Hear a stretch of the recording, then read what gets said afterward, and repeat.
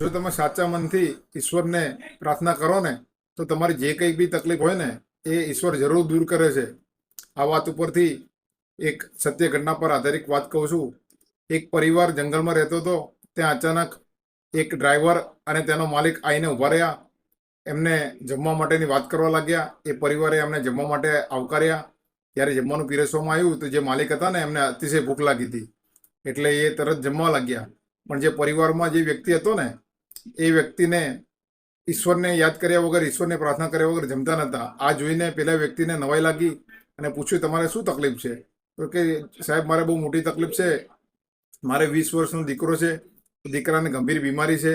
એનો ઈલાજ કરવા માટે અમે ડૉક્ટરોને કહીએ છીએ. ડૉક્ટરો એવું કહે છે કે આને બ્લડ કેન્સર છે અને આનો ઈલાજ અમેરિકાના એક ડૉક્ટર છે, ડૉક્ટર માર્ક, એના હસ્તે જ થઈ શકે તેમ છે અને એની ફીસ છે 50 લાખ રૂપિયા.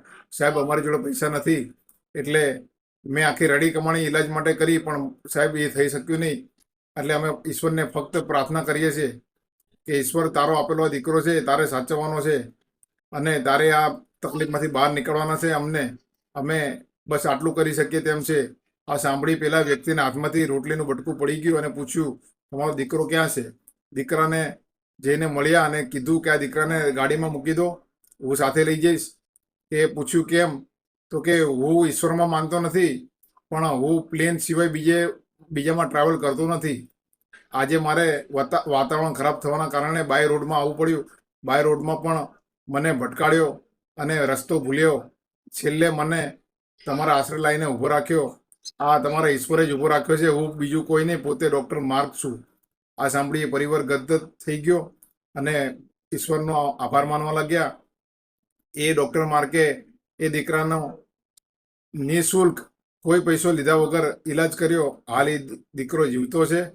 અને જો તમે સાચા મનથી, સાચા ભાવથી ઈશ્વરને તમારી તકલીફ કીધી હોય ને તો ઈશ્વર જરૂર દૂર કરે છે. વિડીયો સારો લાગ્યો, લાઈક, ફોલો, શેર જરૂર કરો. જય માતાજી, જય ભારત.